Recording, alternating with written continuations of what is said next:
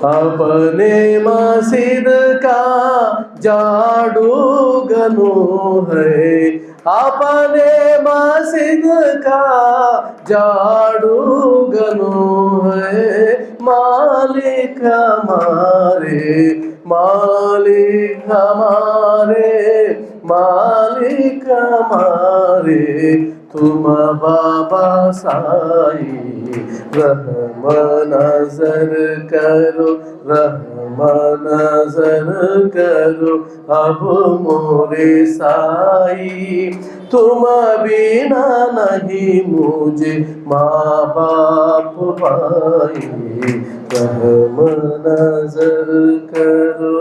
ओम श्री सच्चिदानंद समर्थ सद्गुरु సాయినాథ్ మహారాజ్ కి। ఇలా పాడేది ఎవరండి? ఇలా పాడేది ఎవరు? రాసింది ఎవరు? నేను అల్లా రాసింది రాసుగారు మహారాజ్. పాడేది ఎవరు? పాడగలిగేది ఎవరు? పాడేది ఎవరు? పాడగలిగేది ఎవరు?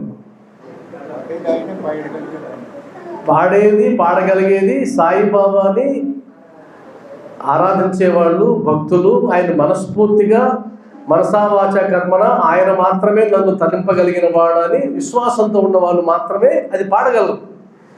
నేను ఈ మసీదు ఊడ్చే చీపురులని కానీ, నా తల్లిదండ్రి నీవే అని కానీ ఇంకెవరు అనలేరు. అంటే సమాజంలో బాబాని నమ్మే వాళ్ళు మాత్రమే ఉన్నారా? లేదు, బాబాని నమ్మని వాళ్ళు కూడా ఉన్నారు. బాబాని పొగిడే వాళ్ళే ఉన్నారా? లేదు, బాబాని విమర్శించే వాళ్ళు కూడా ఉన్నారు. బాబాను చూసి ప్రేమించే వాళ్ళే కాదు, ద్వేషించే వాళ్ళు కూడా ఉన్నారు.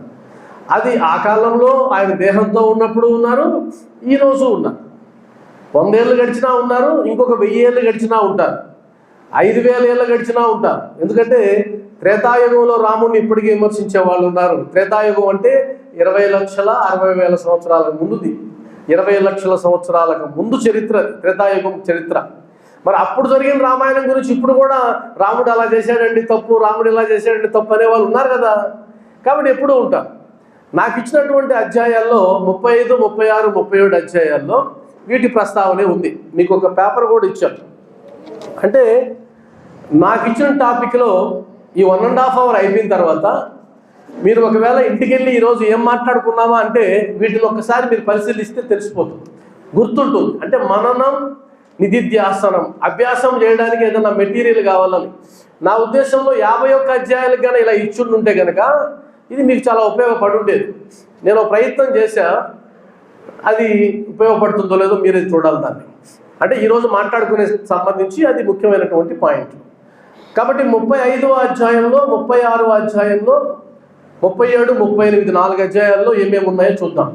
మొట్టమొదట 35 నుంచి చూసినట్లయితే 35వ అధ్యాయంలో బాబావారి ఊది మహిమ అని ఉంది. ఊది మహిమ గురించి మనం చెప్పాల్సిన అవసరం లేదు. ఊదిలో 2 రకాలు ఉన్నాయి. ఊది యొక్క ప్రయోజనం, ఊది యొక్క తత్వం. ఊది యొక్క ప్రయోజనం ఏంటి అంటే బాబావారి హస్తస్పర్శ తగిలినటువంటి ఊది ద్వారా అనేక జబ్బులు నయమయ్యాయి, అనేక మందికి ఉపశమనం కలిగింది ఊది ద్వారా. మరి బాబావారి హస్తస్పర్శ లేకున్నా బాబావారిని సంకల్పం చేసినంత మాత్రం చేత అది ఊది కాకపోయినా సరే, అది కేవలం అగరబత్తుల పొడైనా సరే లేదా ధూళైనా సరే, ఆయన సంకల్పంతో కూడినటువంటి ఆ పొడి, ఆ ధూళి కూడా ఊది పలాగా పనిచేస్తుంది. కాబట్టి అది ప్రయోజనం. మరి తత్వం ఏంటి అంటే మనం ధరించేటువంటి ఊది తత్వం మన అందరికీ తెలుసు. చివరికి నీ రూపం ఇదే అని చెప్పడం అది ఒక విధంగా. నీ రూపం ఇదే, నిన్ను కాలిస్తే, నిన్ను అగ్నిలో దహిస్తే చివరికి వచ్చేటువంటి రూపం ఇదే. కాబట్టి దానికి నేను ప్రిపేర్ అయి ఉన్నాను అని చెప్పడానికే ఊది ధరిస్తామనేది ఒక తత్వం. కాబట్టి ఊది ధరించాము అంటే వైరాగ్య భావనతో జీవిస్తున్నామని అర్థం. ఊది ధరిస్తున్నాము అంటే ఏది నిజం, ఏది అబద్ధం, ఏది శాశ్వతం, ఏది అశాశ్వతం, ఏది నాకు ఉపయోగపడేది అంటే ఏది నాకు శ్రేయం, ఏది నాకు ప్రేయం అనేటువంటి ఈ ద్వంద్వాల పట్ల ఒక అభిప్రాయం ఉంది, ఒక నిశ్చితమైన అభిప్రాయం ఉంది. వాటిని నేను గ్రహించాను, అలా గ్రహించి జీవిస్తున్నాను, ఆధ్యాత్మిక మార్గంలో జీవిస్తున్నాను. అంటే వెంపర్లాడడం మానేసి ఏదైతే శాశ్వత ప్రయోజనం చేకూరుస్తుందో దానివైపు అడుగులు వేస్తున్నానని చెప్పడానికి మనం ఊది ధరిస్తాం. బాబా వారు కూడా మన పాపాలో లేదా కర్మలో ఏదో దహించి వాటి ద్వారా వచ్చినటువంటి ఊదిని ఆయన అందరికీ పంచిపెట్టేవాడు. కాకపోతే బాబా స్పర్శ ద్వారా వచ్చినటువంటి ఊదికిను మనం ఇచ్చేటువంటి ఊదికి చాలా తేడా ఉంటుంది. అయితే నువ్వు సంకల్పం చేసి ఇస్తే గనక అది కాస్త ప్రయోజనం ఉండే అవకాశం ఉంటుంది. కాబట్టి ఊది ప్రయోజనం దాని గురించి అంత ముందు అధ్యాయాల్లో కూడా ఉంది, రాబోయే అధ్యాయాల్లో కూడా ఉంది. ఇందులో ముఖ్యంగా బాబా వారిని పరీక్షించడానికి వచ్చినటువంటి భక్తుల గురించి ప్రస్తావించబడింది. బాబాని పరీక్షించడం ఏంటి? ఎవరైతే పరీక్షించాలనుకున్నారో వారు ఎవరితో బాబా దగ్గరికి వెళ్ళారంటే బాబానే సర్వస్వం అని భావించే వారితో కలిసి పరీక్షించడానికి వెళ్ళారు. అంటే అర్థమేంటి? ఇద్దరు బాబా దగ్గరికి వెళ్తే ఒకరేమో సంపూర్ణంగా విశ్వసించిన వారు, ఇంకొకరేమో ఈయన నిజంగా దేవుడా కాదా, అసలు ఏం జరుగుతుంది ఇక్కడ అని పరీక్షించడానికి వెళ్ళినవాడు. ఇద్దరు సమకాలికులు, ఇద్దరు స్నేహితులు లేదా ఇద్దరు యజమాని ఆయన కింద పనిచేసే వాళ్ళగా ఉన్నారు. అంటే అర్థం ఏంటంటే ఒకే సమయంలో లేదా ఒకే జనరేషన్లో లేదా ఒకే కుటుంబంలో లేదా ఒకే తల్లికి పుట్టినటువంటి బిడ్డల్లో ఈ తారతమ్యాలు, ఈ ఆలోచనల్లో ఉండేటువంటి వ్యత్యాసం అనేది ఉంటుంది. మీకు అర్థమైనట్టు నాకు అర్థమయ్యే అవకాశం లేదు, నాకు నమ్మకం ఉన్నట్టు మీరు కూడా నమ్మాల్సిన అవసరం కూడా లేదు. అయితే గురువుని పరీక్షించడం నిజమా? అది సబబేనా? గురువుని పరీక్షించవచ్చా? చెప్పాలి మీరే. గురువుని పరీక్షించవచ్చా అమ్మా? గురుగారు స్వీకరించిన తర్వాత ఎస్, గురువుని పరీక్షించవచ్చు. బాబా గారే చెప్పారు ఇది. నువ్వు పరీక్షించి ఎన్నుకున్న తర్వాత ఇక నువ్వు సర్వస్వ శరణాగతి కావాల్సిందే. కాబట్టి వచ్చిన వాళ్ళు బాబాని పరీక్షిద్దామని వస్తే వాళ్ళేం అల్పులైపోలా, వాళ్ళేం అవివేకులైపోలా. పరీక్షించడం అనేది శాస్త్రీయ పద్ధతే. గురువుని పరీక్షించాలి, లేదంటే అసలు గురువు అని అనడానికి ఏముంది అర్హత? ఎలా తెలుస్తుంది? ఇప్పుడు ఉదాహరణకు వేరే వాళ్ళు గురువు అన్నారు, వేరే వాళ్ళు గురువు అంటే ఆయన ఏ క్వాలిటీస్ అయితే నచ్చుతున్నాడో ఆ క్వాలిటీస్ నాకు నచ్చకపోవచ్చు.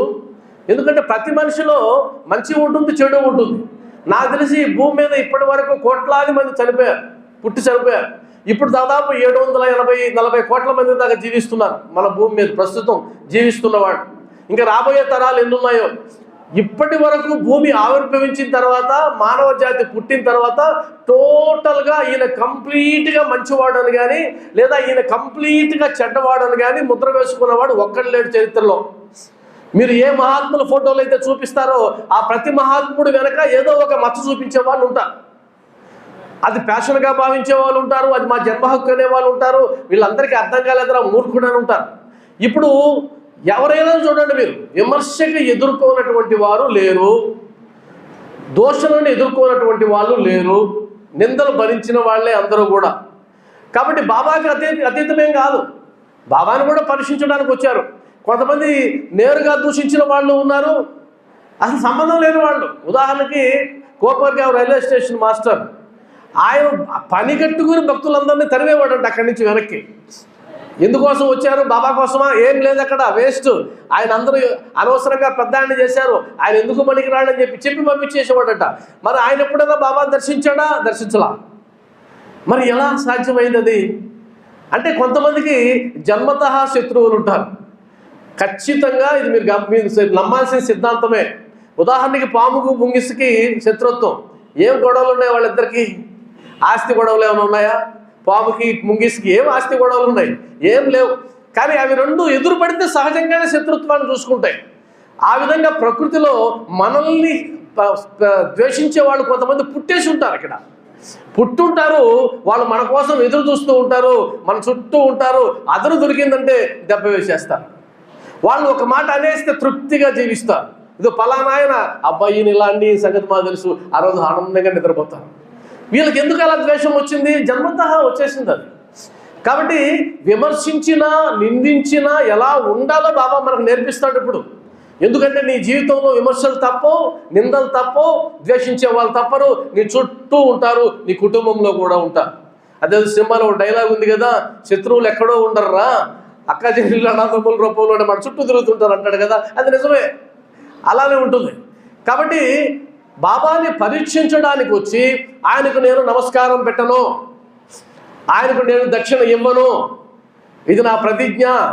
ఒకసారి తమాషా చూద్దామని వచ్చిన వాళ్ళ గురించి ఈ అధ్యాయంలో రాయబడింది. ఆ విధంగా పరీక్షించడానికి వచ్చిన వాళ్ళు చివరికి పొందినటువంటి ప్రయోజనం ఏంటి అంటే ఆయన కాళ్ళ మీద పడడమే, ఆయన శరణాగతి కావడమే. మరి శరణాగతి అవ్వడానికి వాళ్ళు ద్వేషించడానికి మధ్యలో ఏదో జరిగింది కదా.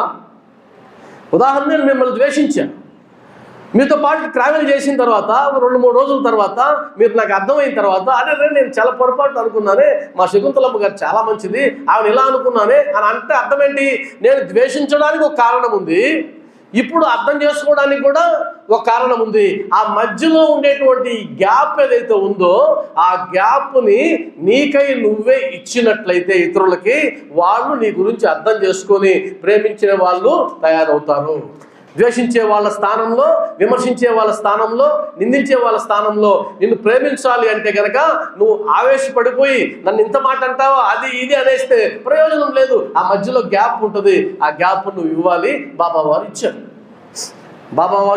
ఇచ్చి నిరూపించుకున్నాడు.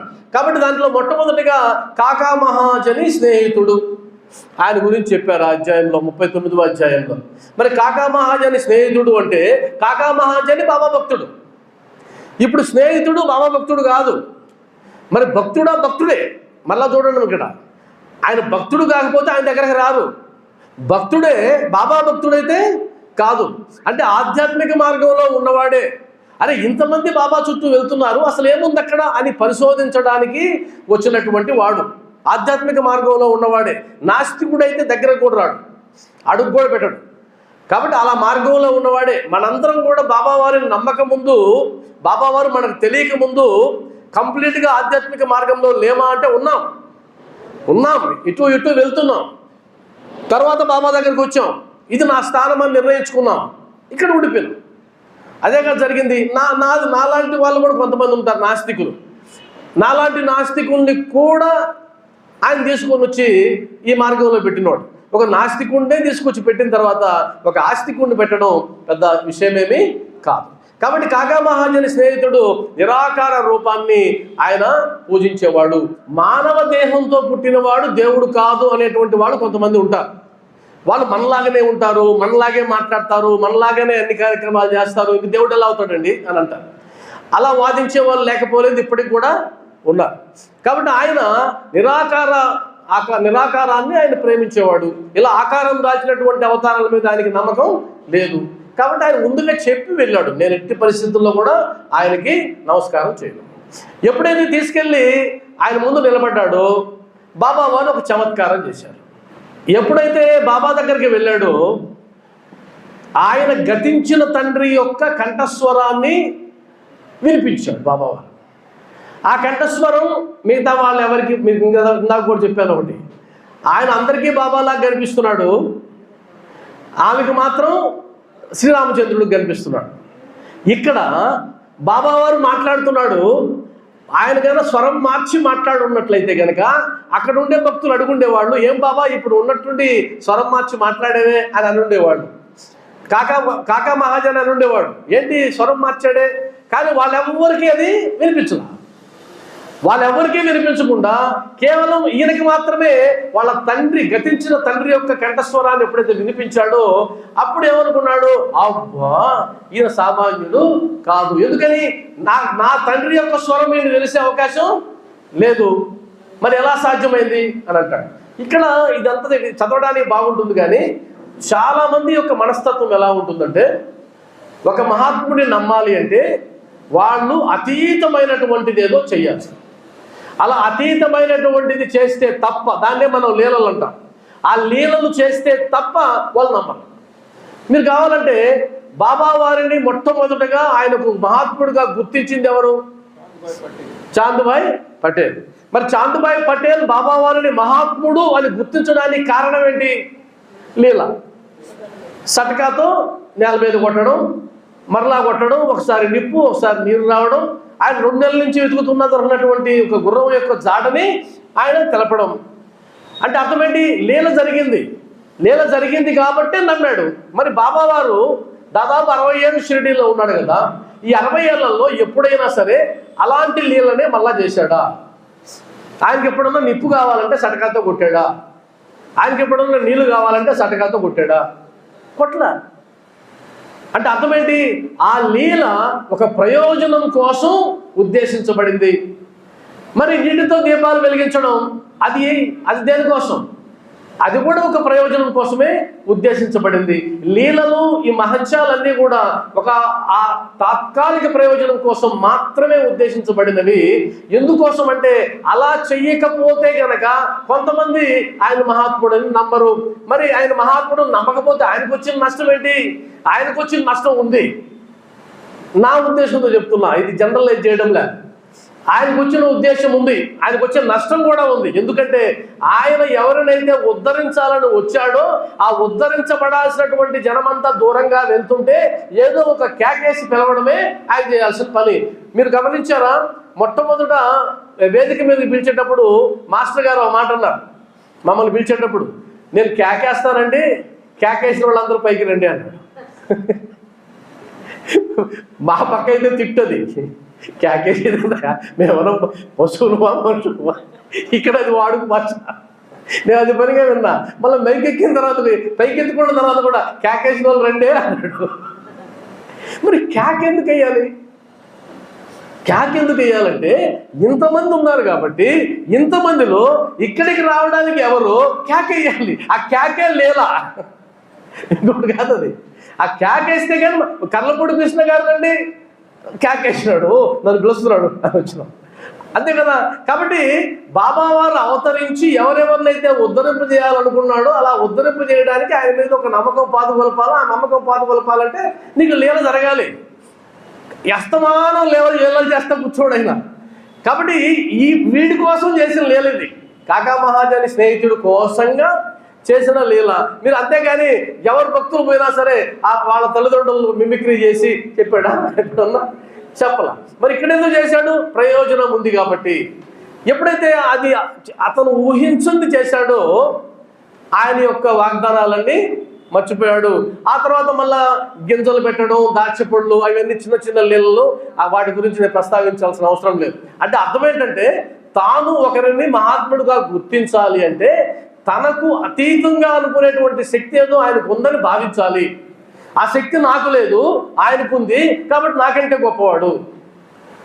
కాబట్టి ప్రకృతిని ఎవరైతే శాసించగలరో, ఎవరైతే అనుకున్న ఆయన సంకల్పం మేరకు సృష్టించగలరో వాళ్ళందరూ మహాత్ములే. అయితే ఇక్కడ ఇంకో విషయం కూడా ఉంది. ఇప్పుడు సంకల్పం చేత సృష్టించబడిన వాళ్ళందరినీ మహాత్ములుగా చూడరు. దానికి ఇంకా చాలా క్వాలిటీస్ ఉన్నాయి. అది చెప్పకపోతే మళ్ళీ ప్రమాదం. ఉదాహరణకి గారడీ వాళ్ళు ఉంటారు. రోడ్డు మీద గారడీ వాడు చేస్తుంటాడు పని. వాడు రూపాయి బిళ్ళలు సృష్టిస్తాడు, వాడు అక్కడ పాము సృష్టిస్తాడు, తేలు సృష్టిస్తాడు. ఆయనకు అందరూ పూజలు చేసేసి ఆయనకేమి చేశారు. కాబట్టి అది ఒక్కటే కాదు, ఇంకా చాలా ఉన్నాయి. అదొక ప్రయోజనంగా చెప్తున్నా. క్షుద్ర విద్యల్లో ఎన్ని ఉన్నాయి. చాలా మంది అలాంటి క్షుద్ర విద్యల్లో ఇది కూడా ఒకటని కొట్టిపారేసే వాళ్ళు కూడా ఉంటారు. అంటే ఈ భూమి మూర్ఖులతో ఎక్కువ శాతం నిండి ఉంది. మనం అనుకుంటాం కదా 3 భాగాలు సముద్రంతో ఉంది, 1 భాగం నేలతో ఉందని. నేను దాన్ని మార్చి చెప్తా. 3 భాగం మూర్ఖులతో ఉంది. ఆ మూర్ఖుల్లో మనం కూడా 1 భాగం మూర్ఖులతో ఉంది. ఈ మూర్ఖుల్ని ఉద్ధరించడానికే ఈ అవతార పురుషులందరూ వస్తారు. వాళ్ళందరినీ ఆ గంపల్లో వేసుకొని ఇదో వీడిని శుభ్రం చేశాను పో, వీడిని శుభ్రం చేశాను పో అని ఉతికి జాడిస్తూ ఉంటారు. కాబట్టి ఆ బ్యాచ్లో మనం కూడా ఉన్నాం. అందుకని స్థవర మందిర్లో దాసగను మహారాజ్ అంటారు కదా, అయ్యా ఏ బట్టలకి గంగనీటి యొక్క మునక అవసరం, మురికి పట్టిన వాటికే కదా అవసరం. మరి శుభ్రంగా ఉన్న వాటికి గంగా స్నానం ఎందుకు? అవి శుభ్రంగా పెట్టిలో ఉంటాయి. కాబట్టి ఏవి గంగా స్నానం కోసం పరిగెత్తారు అంటే ఏవైతే మురికి పెట్టాయో అవి. ఎవరికి శుభ్రత అవసరం? ఎవరికైతే మురికి పట్టుంటే వాళ్ళకి శుభ్రత అవసరం. మరి ఎవరికి సత్సంగాలు అవసరం? ఇప్పుడు చాలా మంది అలా చూస్తూ వెళ్ళిపోతుంటారు. నేను కూడా ఒకసారి అటు వెళ్ళినప్పుడు సత్సంగాలు జరుగుతున్నాయి, వీళ్ళు అలా చూస్తూ వెళ్ళిపోతున్నారంటే అవి స్వచ్ఛమైన బట్టలు. మురికి బట్టలు ఎక్కడ ఉన్నాయి? లోపల ఉన్నాయి. కాబట్టి ఇదంతా కూడా అసలు ఆధ్యాత్మిక చింతన నేను చెప్పేది కూడా. అందువల్ల అలాంటి అద్భుతాలు చూపించి ఆయన్ని మార్చాడు. ఆ గింజలు లేని దాచిపళ్ళు. మనం ఎలా ఉంటామంటే చిన్న చిన్న వాటికి కూడా బాబాను ఉపయోగించేస్తాం. ఈ కనుక్కో చూద్దాం బాబా, కనుక్కో నా మనసులో ఉండదు, నువ్వు కనుక్కో. జాబ్ చాట్ ఆయనకి ఏది ఇచ్చావా? నీ చుట్టూ తిరగడమేనా ఆయన పని? ఇంకో పని లేదా? లీలలన్నీ అలాంటి ప్రయోజనం కోసం మాత్రమే చేయబడతాయి. అంటే మనం ఎంత ఆలోచిస్తామంటే చిన్న చిన్న వాటికి కూడా ఆయన ఉపయోగించాలని ట్రై చేస్తూ ఉంటాం. ఆ తర్వాత ఈ ద్రాక్ష పళ్ళు ఇచ్చే విషయంలో బాబాకి తెలియదా నాకు ద్రాక్ష పళ్ళు ఇష్టం లేదని? ఎందుకు ఇచ్చాడు? సరే ఇచ్చాడు పో, గింజలు లేనట్టువి ఇచ్చు కదా, ఎందుకు ఇవ్వలేదు? మళ్ళీ వాకప్ చేయడం, నీ గింజలు ఉన్నాయా, నీ గింజలు లేవా? ఎలా ఉంటుంది ఇదంతా? పరీక్షించడానికి వచ్చిన ఆయన పరీక్షలు పెట్టి ఇదంతా చేస్తున్నాడు. చివరికి అనుకున్నాడు ఈయన సర్వజ్ఞుడు, ఎందుకంటే నా మనసులో ఏదైతే నేను మాట్లాడుకుంటున్నానో అవి క్షణంలో ఆయనకు తెలిసిపోతున్నాయి, కాబట్టి ఈయన సర్వజ్ఞుడు అని. మరి అంటే అర్థం ఏంటంటే ఒక పరబ్రహ్మ స్వరూపమైనటువంటి ఒక ఆధ్యాత్మిక పురుషుణ్ణి, అవతార పురుషుణ్ణి ఈయన లెక్క తెలిసి మార్కులు వేసి. ఒక్కొక్కసారి ఇలానే ఉంటుంది ప్రపంచం. ఆయనకి మనం మార్కులు వేసి గెలిచావయ్యా, నువ్వు దేవుడివే, నేను ఒప్పుకుంటున్నా, నువ్వు పరబ్రహ్మ స్వరూపాలు, నేను ఒప్పుకుంటున్నా. అసలు మనం చెప్పేదేంటి ఆయన పరబ్రహ్మ స్వరూపం అని? మనం చెప్పేదేంటి? ఆయన సాక్షాత్తు పరబ్రహ్మ స్వరూపమే అని ఇక్కడి నుంచి నువ్వెవరు? నీ పరబ్రహ్మ స్వరూపం తెలుసా? చూసావా? ఆ లక్షణాలు తెలుసా? మరి ఎలా చెప్తున్నావు? అదొక స్టేట్మెంట్. ఆ స్టేట్మెంట్ ఇవ్వగానే పెద్ద వాయిస్తో ఇస్తాం ఇక్కడి నుంచి మాట్లాడేవాళ్ళు చప్పట్లు. ఏమని? ఆయన పరబ్రహ్మ స్వరూపమే, ఆయన సాక్షాత్తు దేవుడే. ఇలా ఉంటుంది మన అజ్ఞానం. ఒక దేవుడికి దేవుడు అని చెప్పడానికి మనం మధ్యలో సాక్ష్యం చెప్పినట్టు ఈయన మహానుభావుడు ఆ విధంగా వచ్చాడు. ఆ తర్వాత ఆ సందర్భంలోనే ఈ టక్కర్ యజమాని, కాకా మహాజన్ యజమాని టక్కర్ అని ఆయన ప్రవేశిస్తాడు. అందులో నాకు నచ్చిన సన్నివేశం చెప్తా, నాకు బాగా హత్తుకున్న సన్నివేశం. ఆయన కూడా ఇదే విధంగా వచ్చాడు, పరీక్షించడానికే వచ్చాడు. ఇంకా చమత్కారాలు ఏమైనా చేశాడా అని వాకప్ చేస్తూ వస్తే ఒక ఆయన చెప్తాడు, అయ్యా ఇక్కడ మేమీ చమత్కారాలు చూడడానికి మేమేమి రాలేదు. ఆయన అంటాడు ఒక మాట, బాబా వద్ద ఏమైనా అద్భుతములు చూచుట తన నైజము కాదనియు, భక్తులు ప్రేమతో కాంక్షించున్నది తప్పక జరుగుననియు తర్కట్ చెప్పాను. అయ్యా మేమేమి ఆయన ఏదో మహత్యాలు చేస్తాడని చూసి వచ్చిన వాళ్ళం కాదు, భక్తుడు ఏది కోరుకుంటే అది ఆయన చేస్తాడనేటువంటి నమ్మకంతో వచ్చిన వాళ్ళం. అంటే విశ్వాసంతో ఆయన పాదాలు పట్టుకున్న వాళ్ళు ఒక వర్గం, ఏదో మహత్యాలు చేస్తే కానీ ఆయన దేవుడని ఒప్పుకోని వాళ్ళు మరొక వర్గం. ఇప్పటికి కూడా ఉన్నారు, ఇప్పటికి కూడా ఆ రెండు వర్గాల వాళ్ళు ఉన్నారు. మూడో వర్గం విమర్శించే వాళ్ళు, ఎన్ని చెప్పినా విమర్శించే వాళ్ళు కూడా ఉన్నారు. కాబట్టి ఎప్పుడైనా సరే బాబా వారి దగ్గరికి వెళ్ళేటప్పుడు ఎవరన్నా తీసుకెళ్తే అది మంచిదా కాదా? ఇప్పుడు టక్కర్ మా కాకా మహాజన్ తీసుకెళ్ళాడు కదా, బాబాని నమ్మని ఆయన వస్తానన్నాడు షిరిడీకి. ఇప్పుడు మనం తీసుకెళ్ళాలా వద్దా? తీసుకెళ్ళాలి. ఎందుకని తీసుకెళ్ళాలి? బాబాతో రుణానుబంధం లేకుండా ఆయనకు ఆ మాట వచ్చే అవకాశమే, ఆయన దగ్గరకు వెళ్ళాలనే సంకల్పం వచ్చే అవకాశమే లేదు. ఇది ఒకటి గుర్తుపెట్టుకోవాలి. ఆ తర్వాత ఇంకొక అద్భుతమైన మాట, పరిచయం చేసేటప్పుడు శ్యామాతో చెప్తాడు, ఈయన ఎవరు అంటే ఈయన కాకా మహాజన్ యొక్క యజమాని అని పరిచయం చేస్తాడు.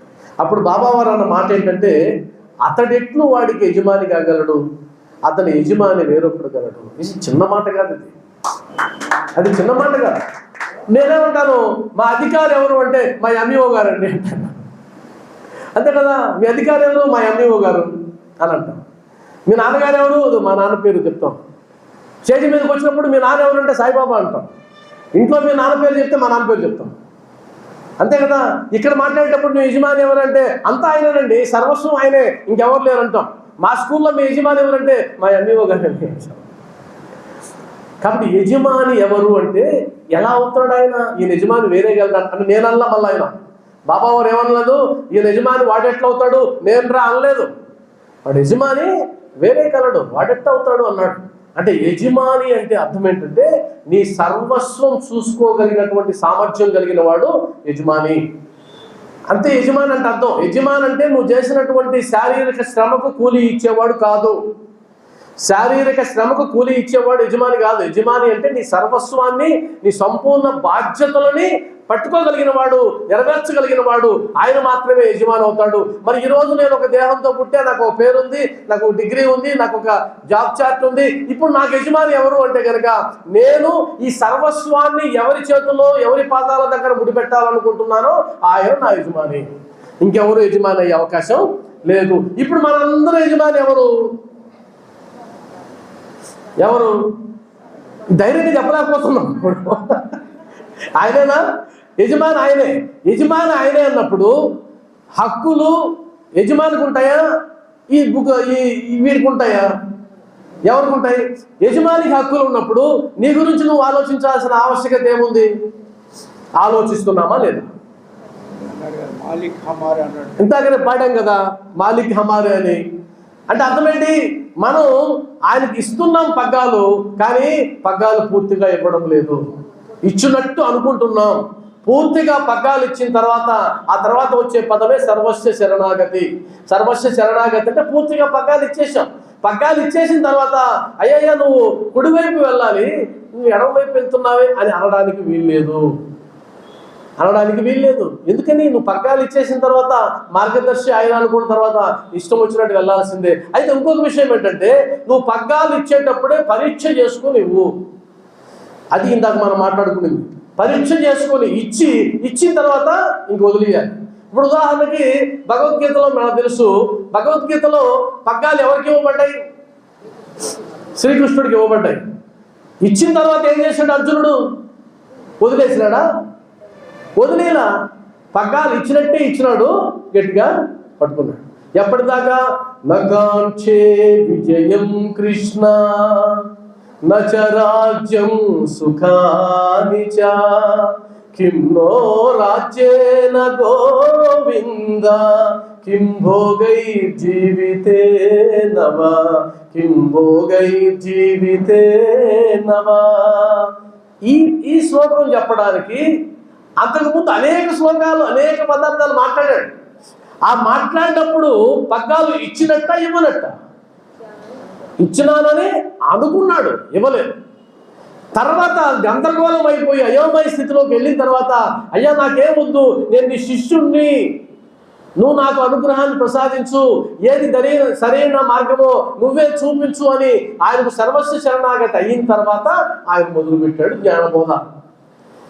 కాబట్టి గురువు ఎప్పుడు జ్ఞానాన్ని అందిస్తాడు అంటే, నీ అజ్ఞానాన్ని పూర్తిగా ఆయన పాదాలకి ముడిపెట్టి ఇక నాకు సంబంధం లేదు, మొత్తం బాధ్యత నీదే అని అన్నంత వరకు నీ మాటలు వింటూనే ఉంటాడు. తమాషా చూడండి, భగవద్గీతలో కూడా అప్పటిదాకా శ్రీకృష్ణుడు ఒక్క శ్లోకం కూడా చెప్పడు. ఈయన మాట్లాడినంతసేపు ఆయన మౌనంగా ఉంటాడు. ఉదాహరణ చెప్పుకున్న మౌనం అని, మౌనంగా ఉంటాడు. వాస్తవానికి మౌనంగా ఉండాల్సింది ఎవరు? శిష్యుడు. మౌనంగా ఉండింది ఎవరు? గురువు మౌనంగా ఉన్నాడు. ఎందుకు మౌనంగా ఉన్నాడు అంటే శిష్యుడు మాట్లాడుతున్నాడు కాబట్టి. ఇదే సూత్రం అప్లై అవుద్ది. నువ్వు మాట్లాడుతున్నంత వరకు బాబా నీతో ఏం మాట్లాడు. నీ మాటలన్నీ అయిన తర్వాత నువ్వు ఎప్పుడైతే మౌనానికి వస్తావో అప్పుడు ఆయన మాట్లాడడం మొదలు పెడతాడు. కాబట్టి గురు శిష్య సంబంధం ఇలానే ఉంటుంది ఎప్పుడైనా సరే. అందువల్ల యజమాని ఎవరు అంటే, ఎవరికైతే నీ సర్వస్వ శరణాగతి చేసి ఆయనకి నీ జీవిత పగ్గాలు అప్పగించావో ఆయన యజమాని. ఆయన ఇప్పుడు మనకు బాబావారు ఉన్నారు. ఇప్పుడు బాబావారు అన్నారంటే గురువారం బాబావారు, బుధవారం ఇంకొకరు, శుక్రవారం, అది కాదని నేను చెప్పేది. ఆ లెక్క కాదు, మా లెక్క మళ్ళీ తగ్గిపోతుంది. సర్వస్వ శరణాగతిని ఒక రూపానికే ఇస్తారు. ఇందులో ఇక్కడ మనం లౌక్యం వల్ల ఉపయోగిస్తాం కదా.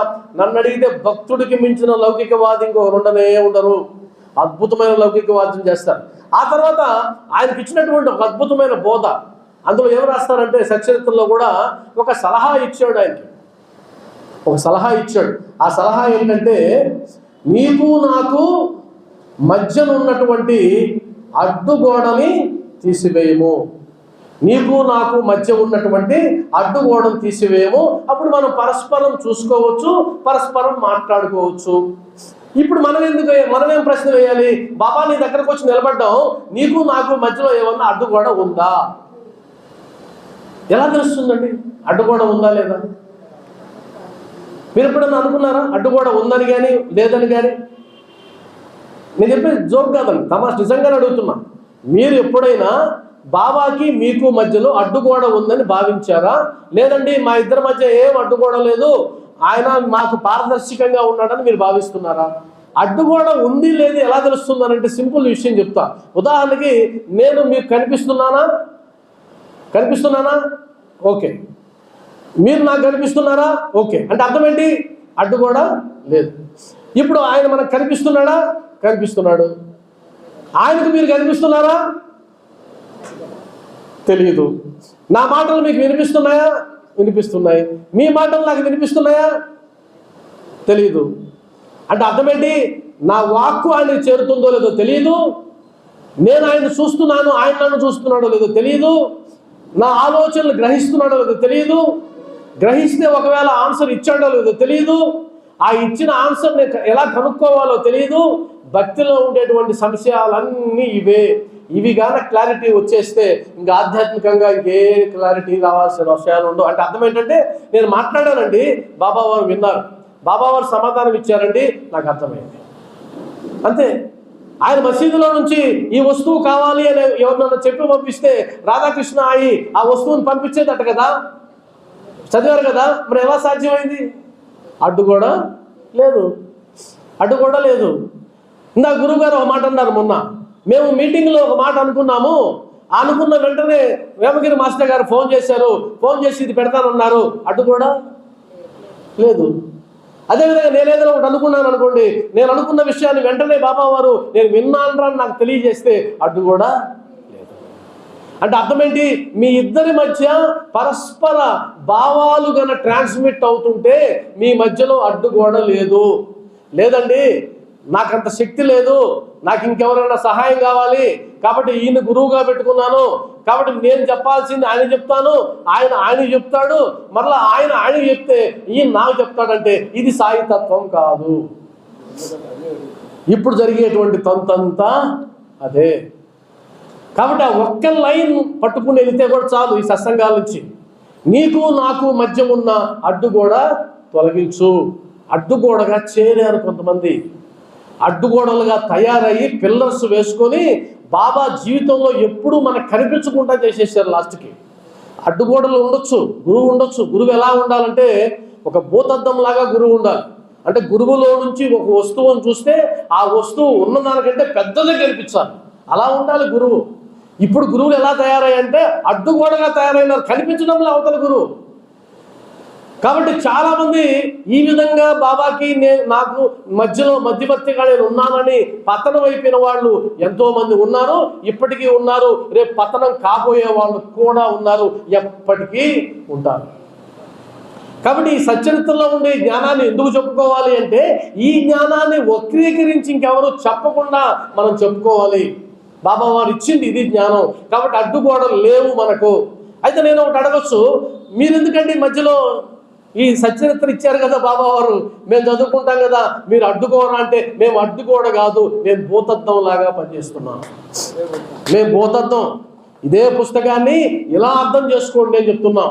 అంటే ఎవరైతే బాబా వారిని ద్విగుణీకృతం చేసి 1000 రెట్లు 1 కోటి రెట్లు చేసి ఎవరైతే బాబా నమ్ముకున్నారో, అబ్బా నేను ఇంత గొప్ప వ్యక్తిని నమ్ముకున్నాను రా అని అనుకునేలాగా చేసేవాడే గురువు. కానీ